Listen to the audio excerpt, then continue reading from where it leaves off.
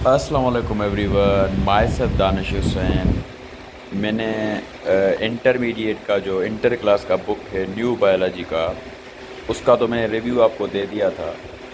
आज हम इसके फर्स्ट चैप्टर का इंट्रोडक्शन पढ़ेंगे ताकि आपके लिए आसानी हो। ये वीडियो इंटर क्लास के स्टूडेंट्स के लिए भी है और मैट्रिक में जो बच्चे डिटेल में पढ़ना चाहते हैं उनके लिए भी है। ये इस बुक से ऐसे लेक्चर अपलोड करने की एक वजह यह भी है कि आपको मालूम हो जाए कि इस बुक में कौन कौन सी न्यू चीज़ें हैं। अदरवाइज़ सेम लेक्चर डिटेल में मेरा ऑलरेडी अपलोड है बोर्ड पे, वो आप खुद देखें जाके। होम्योस्टेटिक्स के चैप्टर में प्लेलिस्ट में आपको मिलेगा। अब इसमें जो चीज़ें हमें पढ़नी है वो हम पढ़ेंगे। पहला चैप्टर जो है इसका होम्योस्टेसिस। अब आपको मालूम होना चाहिए कि होम्योस्टेसिस है क्या। बुक पे बाद में बात करेंगे। सबसे पहले आपको बताना चाहूँ, होम्योस्टेसिस एक बॉडी का ऐसा अमल है जहाँ पे हमारी बॉडी अपने इंटरनल एनवायरनमेंट को जो है मेंटेन करती है। जब इंटरनल एनवायरनमेंट मेंटेन होगा तब ही उस फेनामिना को हम बोलेंगे होम्योस्टेसिस। होम्योस्टेसिस को हम सेल्फ रेगुलेटिंग जो है सिस्टम भी बोलते हैं। क्या होता है, हमारी बॉडी खुद ब खुद चेंजेस को डिटेक्ट करती है और उसके बाद उसको रेगुलेट करती है नॉर्मल जो रेंज होती है। अब बुक में ये लिखा गया है कि जो होम्योस्टेसिस का फर्स्ट वर्ड जो इंट्रोड्यूस जिस बंदे ने किया था उसका नाम है Walter B Cannon. He was the one who introduced the word homeostasis for the first time। और ये पैदा हुए थे 1871 में और इनका इंतकाल हुआ था 1945 में। याद रहे आपको, अगर हम बुक के हिसाब से डिस्कस करें होम्योस्टेसिस को तो सेम चीज़ बताई गई है कि जो कैनन था उन्होंने होम्योस्टेसिस को डिस्क्राइब किया था सेल्फ रेगुलेटिंग प्रोसेस की मदद से, by which biological systems maintain the stability of body while adjusting to the changing conditions. जो भी जिस्म के अंदर आपकी बॉडी में जो भी अंदरूनी चेंजेस आएंगी, अगर हम उनको मेंटेन करेंगे तो ऐसी मेंटेनेंस को बोला जाता है बायोलॉजी की लैंग्वेज में होम्योस्टेसिस। ठीक है बाबा, ये बात आपकी क्लियर हो गई। अब थोड़ा और डिटेल में जाएं आगे, तो homeostasis is essential for continuity of life. अब ये चीज़ क्या है? ये चीज़ सिंपल है कि without homeostasis your body is nothing. अगर बॉडी इज़ नथिंग तो लाइफ इज़ नॉट पॉसिबल।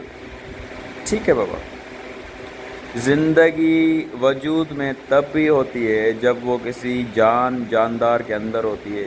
ठीक है, अब उसको ही लाइफ बोलते हैं ना, जिसके अंदर मौजूद हो, जो हमें फिज़िकली नज़र आए, वो हमारी बॉडी होती है। ठीक है, तो होम्योस्टेसिस उस लिए भी लाजमी है ताकि हमारी ज़िंदगी जो है कंटिन्यू हो सके। जो हमारी बॉडी के अंदर सिस्टम्स मौजूद हैं, अगर उनके अंदर कोई ख़राबी आएगी, कोई मसला होगा, अगर उनको एडजस्ट ना करेंगे तो ज़िंदगी ख़त्म हो जाएगी। तो होम्योस्टेसिस क्या करता है, उनको एडजस्ट करता है ताकि हमारी ज़िंदगी जो है, उसके सिस्टम हैं, उसके जो प्रोसेस हैं, वो प्रॉपरली काम करें और हमारी ज़िंदगी कंटिन्यू फ्लो में चले। It is responsible for the stability of body functions according to the environment. जैसा एनवायरनमेंट होगा उसके मुताबिक ये बॉडी के फंक्शंस को एडजस्ट करेगा। अगर बाहर ठंड हो गई है ज़्यादा तो हमारी बॉडी शिवरिंग मैकेनिज़्म को चालू कर देगी, ये भी होम्योस्टेसिस करेगा। अगर बाहर गर्मी ज़्यादा हो गई है तो हमारी बॉडी क्या करेगी, स्वेटिंग क्रिएट करेगी by the help of sweat glands.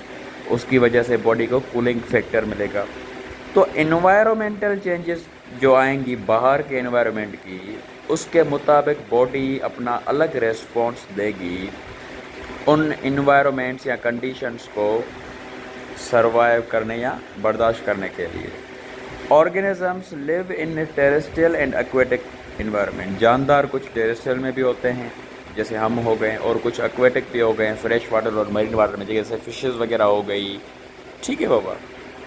तो आपको दो किस्म के जानदार मिलेंगे, उनके अंदर इन्वायरमेंट मुख्तलिफ है और उस इन्वायरमेंट के अंदर मुख्तलिफ कंडीशंस आती हैं जिसे हम बोलते हैं वेरिएबल कंडीशंस। कभी कुछ कंडीशन ज़्यादा साल्टी हो गई तो कुछ लो साल्ट में हो गई, कहाँ पे ठंड ज़्यादा हो गई तो कहाँ पे गर्मी ज़्यादा हो गई, तो कंडीशंस चेंज होंगी। तो ऐसी कंडीशंस को हम नाम देते हैं वेरिएबल कंडीशंस। ठीक है बाबा। Moderate to extreme conditions which influence upon the organism and they tend to develop physiological and physical changes in their body according। अगर conditions कभी ज़्यादा कभी कम हो गई तो जानदार क्या करते हैं, अपने अंदर फिज़िकल या फिजियोलॉजिकल चेंजेस को इख्तियार करते हैं। और ये जो फिज़िकल और फिजियोलॉजिकल चेंजेस हैं, इनको जो चीज़ कंट्रोल करती है, जो एडजस्ट करने में हेल्प करती है, उससे ही हम बोलते हैं होम्योस्टेसिस। ठीक है बाबा। In view of environmental changes organism need to maintain their internal environment up to the suitable limits. अब जो भी इन्वायरमेंटल चेंजेस आ गई, मतलब कि हमने इन्वायरमेंट से कुछ ऐसा खाया है जो जिसके अंदर शुगर की लेवल बहुत ज़्यादा है और वो हमारी बॉडी में अंदर आएंगी तो हमारी शुगर लेवल को नॉर्मल रेंज से ज़्यादा कर देगी, तो ये हमारी बॉडी के लिए नुकसानकार है। तो इसको एडजस्ट करने के लिए हमारे अंदर एक सेल्फ रेगुलेटिंग प्रोसेस है जिसे हम बोलते हैं होम्योस्टेसिस। ये क्या करेगा, ये मैसेज भेजेगा ब्रेन की मदद से आपके कुछ हार्मोन्स को। उनमें से एक ऐसा हार्मोन है जो शुगर को कंट्रोल करता है हमारी बॉडी के अंदर नॉर्मल लिमिट्स तक। ऐसे हार्मोन को आपने पढ़ा होगा, बोलते हैं इंसुलिन।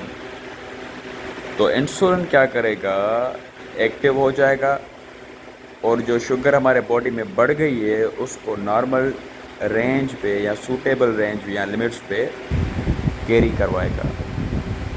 तो इस ही चीज़ का नाम हमने क्या दिया था, होम्योस्टेसिस। जब चेंजेस आ जाए बॉडी के अंदर, एक नॉर्मल चेंजेस हमारी बॉडी में ऑलरेडी मौजूद है लेकिन उससे ज़्यादा बढ़ जाएं, तो ऐसी चेंजेस को सेम नॉर्मल या सूटेबल लिमिट्स में लाने का काम होम्योस्टेसिस का है। ये भी पॉइंट आपको क्लियर हो गई। ठीक है बाबा। The body environment comprises of different components including body fluid, tissue, organ, system etc। अब बॉडी के अंदर मुख्तलिफ कंपोनेंट्स मौजूद होते हैं जिनके अंदर चेंजेस आना लाजम है। अब चेंजेस आपके बॉडी के फ्लूइड ब्लड में भी आ सकती है, pH ऑफ ब्लड हो गया, ठीक है, वाटर एंड साल्ट जो भी होता है बैलेंस उनको करना, जिसे हम ऑस्मो रेगुलेशन को कहते हैं। टेम्परेचर का बढ़ जाना, उसको मेंटेन करना हाइपोथैलेमस की मदद से, जिसे हम थर्मो रेगुलेशन बोलते हैं। और हाइपोथैलेमस जो है थर्मोस्टेट के तरह काम करता है। ठीक है, हमारी बॉडी में वेस्ट आ जाता है, उस वेस्ट को बाहर निकालना जिसे हम एक्सक्रिएशन बोलते हैं। तो ये मुख्तलिफ कंपोनेंट्स हैं जिन पे हमारा होम्योस्टेसिस क्या करता है, काम करता है। ठीक है बाबा। तो ये एक बेसिक इंट्रोडक्शन है जिसको आपको लाजमी समझना चाहिए। ये डिटेल में मैंने ऑलरेडी अपलोड किया है, लेकिन ये न्यू बुक है तो मैं कह रहा हूँ आपको थोड़ा इससे भी नॉलेज मिले कि इसमें कौन कौन सी न्यू चीज़ें हैं। These components are physiologically well integrated and efficiently controlled and coordinated by endocrine as well as nervous system। अब ये जो भी सिस्टम्स बताए गए हैं आपकी बॉडी के अंदर, इनको दो चीज़ें कंट्रोल करती है। एक तो आपका ब्रेन जिसे हम नर्वस सिस्टम बोलते हैं या कंट्रोल सेंटर बोलते हैं, दूसरा है एंडोक्राइन जिसे हम केमिकल्स का एक स्कूल बोलते हैं, जहाँ पे आपको एक केमिकल मैसेंजर्स मिलेंगे जो आपकी बॉडी के मुख्तलिफ सिस्टम्स को कंट्रोल करते हैं, चाहे वो आपकी ग्रोथ हो गई, चाहे वो आपके मुख्तलिफ बॉडी के मैकेनिज़्म हो गए, मूवमेंट हो गई, जो भी चीज़ें आपके बॉडी के अंदर है उनको केमिकल मैसेंजर्स काम करते हैं, जिनकी स्टडी को हम डिटेल में पढ़ेंगे और उसको बोला जाता है एंडोक्राइनोलॉजी या एंडोक्राइन सिस्टम। होम्योस्टेसिस भी इन दो चीज़ों पे डिपेंड करता है। जैसे इंसुलिन एक हार्मोन है जिसने शुगर को कम कर लिया, मेंटेन कर लिया, कम नहीं मेंटेन कर लिया, तो ये भी एंडोक्राइन की मदद से हुआ है, ग्लैंड्स की मदद से हुआ है, ठीक है। और उसको जो रीड किया है, मैसेज दिया गया है, वो नर्वस सिस्टम में दिया गया है, ठीक है। These systems these system ensure the proper performance of homeostatic regulatory function। और यही सिस्टम जो है कन्फर्म प्रॉपरली काम करने की सलाहियत रखते हैं, ताकि जो काम हो रहा है, जो चेंजेस आ रही है, उनको प्रॉपर रेगुलेट अपनी लिमिट्स में रखेंगे, तभी हमारी बॉडी जो है प्रॉपर काम करेगी। अगर वाटर और साल्ट का जो चेंजेस आ गई तो उसको हम ऑस्मो रेगुलेशन कहेंगे। वेस्ट मटेरियल, कौन सा वेस्ट? नाइट्रोजीनियस कंटेनिंग वेस्ट, जिसे हम नाइट्रोजीनियस वेस्ट बोलते हैं, उसको भी बाहर निकालना हो तो उसे हम एक्सक्रिएशन बोलते हैं। और टेम्परेचर बैरियर्स के में ऊंच नीच आ गई तो उसे हम थर्मो रेगुलेशन बोलते हैं। ये तीनों कंपोनेंट हैं होम्योस्टेसिस के, ठीक है बाबा। अब हम एलिमेंट्स की बात करें तो कौन कौन से एलिमेंट्स मौजूद होते हैं आपके होम्योस्टेसिस के। सबसे पहले आपको पता होना चाहिए कि फीडबैक मैकेनिज़्म क्या है, जिसे हम फीडबैक सिस्टम भी बोलते हैं। ये एक ऐसा मैकेनिज़्म है जिसमें आपकी बॉडी चेक और बैलेंस रखती है आपके अंदर। पहले चेक करती है कि हमारी बॉडी जो पहले थी नॉर्मल, वो अभी तक वही है या किसी चीज़ के आने की वजह से उसके अंदर कुछ चेंजेस आ गई है।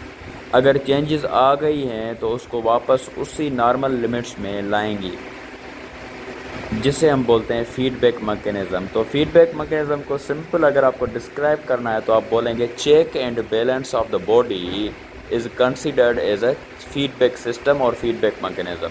इसके आपको दो एग्जाम मिलेंगे, एक होता है पॉजिटिव फीडबैक, दूसरा होता है नेगेटिव फीडबैक। और फीडबैक सिस्टम के अंदर तीन मेजर कंपोनेंट्स मिलते हैं जिन पे ये सारा फीडबैक मैकेनिज़्म डिपेंड करता है। रिसेप्टर, कंट्रोल सेंटर, जिसे हम ब्रेन भी बोलते हैं, ठीक है बाबा। और हो गया दूसरा इफेक्टर, जो कोई भी ऑर्गन, ग्लैंड या हार्मोन हो सकता है। इन चीज़ों का बड़ा रोल होता है होम्योस्टेसिस को प्रॉपर फंक्शन कराने का। अब रिसेप्टर क्या है? कुछ सेंसरी न्यूरॉन्स होते हैं या सेंसरी ऑर्गन्स होते हैं जो न्यूरोलॉजिकली कनेक्टेड होते हैं नर्वस सिस्टम से। वो किसी भी एक्सटर्नल स्टिमुलाई किसी चेंज को बोलते हैं, ठीक है, उनको डिटेक्ट करने की काबिलियत रखते हैं। फिर उस चेंज को क्या करते हैं, कंट्रोल सेंटर मतलब ब्रेन के पास भेज देते हैं, और ब्रेन उन चेंजेस को रीड करके, समझ के, मसले को जान पहचान में रख के मैसेज भेजता है इफ़ेक्टर्स को। इफ़ेक्टर्स उस चेंज के खात्मे को अंजाम देती हैं। चाहे इफ़ेक्टर आपका कोई भी हो सकता है, कोई हार्मोन भी हो सकता है, कोई मसल भी हो सकता है, कोई ग्लैंड भी हो सकता है, ठीक है। तो ये सारा एक सिस्टम है, ये सारे जब मिल के काम करेंगे तो इस एक सिस्टम को एक नाम देंगे होम्योस्टेसिस। और होम्योस्टेसिस का काम है बॉडी की मेंटेनेंस। क्या? बॉडी की मेंटेनेंस, ठीक है बाबा। और बॉडी मेंटेन होगी तो प्रॉपर फंक्शन होगा। Without the maintenance of body proper function is not possible. अब फीडबैक सिस्टम की बात करें तो मैंने आपको इसका ऑलरेडी बता दिया है कि चेक और बैलेंस जब बॉडी रखेगी, अपना बॉडी प्रॉपरली अपने सिस्टम्स का लुक आफ्टर करेगी, तो उस सिस्टम्स को हम बोलेंगे फीडबैक मैकेनिज़्म या feedback system. In biology, feedback is a response within a system, molecule, cell, organism और पॉपुलेशन, कुछ भी हो सकता है। उनके अंदर कोई भी रेस्पॉन्स जो चीज़ देगी उसे हम फीडबैक सिस्टम बोलेंगे। अब रेस्पॉन्स क्या है? जैसे मैंने आपको एक इंसुलिन का एग्जांपल दिया, मेरे बॉडी के अंदर चेंज आ गई, शुगर की मात्रा बढ़ गई, तो मेरे हार्मोन ने क्या किया, उसको अपने नॉर्मल लिमिट्स में आया। तो ये एक रेस्पॉन्स था जो हमारे ब्रेन से हमारी बॉडी के अंदर आया, और बॉडी के कुछ हार्मोन्स निकले और उन्होंने क्या कहा, नॉर्मल रेंज पे हमारे बॉडी के ग्लूकोज को आके रख दिया, ठीक है बाबा। There are two types of feedback mechanism. that counter upon each other called positive feedback and negative feedback। आपको दो टाइप के एग्जाम मिलेंगे फीडबैक मैकेनिज्म के, एक होता है पॉजिटिव, दूसरा होता है नेगेटिव। अब positive feedback is concern with the increase और initiate the change of output for any biological process. अब ये एक ऐसा पॉजिटिव फीडबैक है जिसमें अगर कोई मसला आपके बॉडी में ऑलरेडी है, उस मसले को कम नहीं करेगा, उसको फर्दर बढ़ा देगा, फर्दर इनिशिएट कर देगा, फर्दर इंक्रीज़ कर देगा। ऐसे मसले को हम बोलेंगे फीडबैक मैकेनिज़्म या सॉरी पॉजिटिव फीडबैक। ठीक है, अब इसका एग्जांपल यहाँ पे तो ब्लड और प्लेटलेट्स का दिया गया है कि आपके अंदर जब कोई इंजरी होती है तो आपके अंदर ब्लड वगैरह निकलता है, उसके बाद आपके अंदर प्लेटलेट्स वगैरह आते हैं और उस ज़ख़म को बंद कर देते हैं ताकि आपकी ब्लडिंग स्टॉप हो जाए। ये एक ट्रिकी एग्जांपल हो गया। मैं आपको एक सिंपल एग्जांपल दूं, लेबर पेन का आपको पता होगा, जब प्रेगनेंसी के दौरान औरत को होता है लेबर पेन, उसके अंदर बहुत पेन होता है ताकि बच्चा जो है सर्विक्स से आराम से निकल जाए, मसल्स वगैरह पुश वगैरह होते हैं इस वजह से। अब क्या होता है हमारी बॉडी के अंदर, फीमेल की बॉडी के अंदर ऑक्सीटोसिन हार्मोन, जिसे हम लव हार्मोन बोलते हैं, वो रिलीज़ हो जाता है और उसका काम होता है मसल्स को कॉन्ट्रैक्ट करना। ऑलरेडी एक बंदी को पेन हो रहा है और फर्दर ये ऑक्सीटोसिन क्या करेगा, उस पेन को बढ़ा देगा ताकि ज़्यादा मसल कॉन्ट्रैक्ट हो और वो बच्चा आराम से चाइल्ड बर्थ हो जाए। तो क्या पहले उस लड़की को या उस मदर को पेन हो रहा था, उस पेन को और इंक्रीज़ कर दिया by the help of oxytocin hormone और मसल कॉन्ट्रैक्शन और बढ़ गई, तो उसने एक चेंज को और बढ़ा दिया। तो ऐसी हम मैकेनिज़्म को, फीडबैक मैकेनिज़्म को बोलेंगे पॉजिटिव फीडबैक मैकेनिज़्म। ठीक है बाबा। नेगेटिव इसके अपोजिट होता है, जैसे आपके अंदर ग्लूकोज बढ़ गया है, शुगर बढ़ गई है, तो इंसुलिन हार्मोन आएगा और उसको कम कर देगा। ठीक है बाबा। बायोलॉजी में इस चीज़ को बोलते हैं बढ़ जाना और इस चीज़ को बोलते हैं कम हो जाना, कंसंट्रेशन जिसे बोलते हैं। तो अगर शुगर की कंसंट्रेशन बढ़ गई है तो निगेटिव फीडबैक आएगा इंसुलिन हार्मोन लेके। वो इंसुलिन हार्मोन क्या करेगा, जो शुगर बढ़ गई है उसको कम कर देगा और वो शुगर एक नॉर्मल रेंज में आ जाएगी। तो इस चेंज को हम बोलेंगे द निगेटिव फीडबैक।